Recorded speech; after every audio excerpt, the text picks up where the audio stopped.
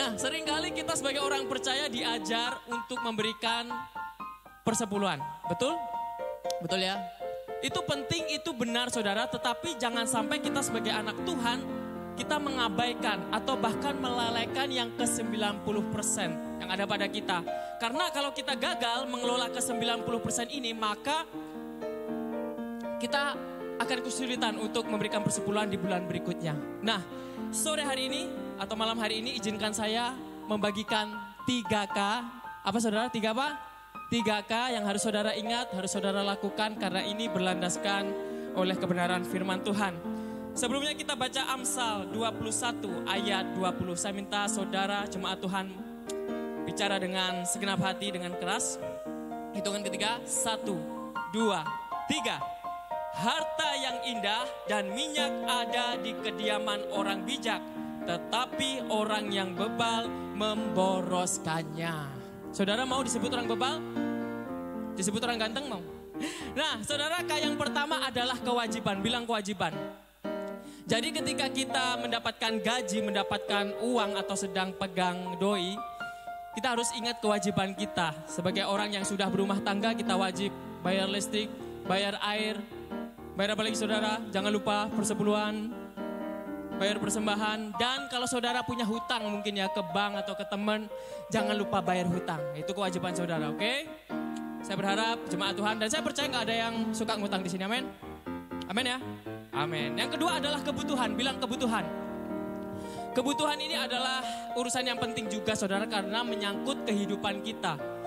Yang ibu-ibu mana suaranya? Ibu-ibu ya, kaum wanita, cewek-cewek.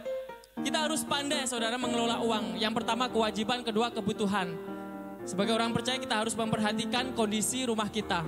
Bagaimana dengan isi dapur, bagaimana dengan isi kamar mandi, mungkin apakah sudah mencukupi. Dan yang ketiga adalah keinginan, bilang keinginan. Nah, keinginan ini adalah salah satu sifat yang ada dalam diri kita, ya sangat manusiawi. Tetapi kalau keinginan ini saudara berada di nomor 1, ini akan kacau balau, ya, akan kacau balau. Karena begini saudara, kalau saudara tidak bisa mengelola uang, maka saudara akan kehilangan uang. Saya ulangi sekali lagi, kalau kita tidak bisa mengelola uang, maka kita akan kehilangan uang. Saya ambil contoh saudara, saya punya uang, ya, uang asli. Kalau minggu ini saudara, minggu pertama saudara dengan bijak mengelola keuangan, saya percaya di akhir minggu bulan April pasti saudara masih punya uang. Tapi kalau saudara pegang duit sekarang, kemudian saudara foya-foya, jalan ke sono, makan ini itu sembarangan hidup, saya khawatirnya di minggu kedua atau minggu ketiga duit saudara tinggal ini 11.000.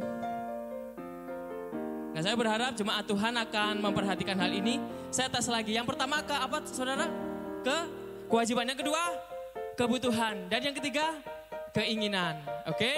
Jangan sampai kita disebut seperti Amsal tadi. Tetapi orang yang bebal memboroskannya. Siapa yang di sini ingin mengelola uang dengan bijak? Boleh lambaikan tangan dan katakan saya.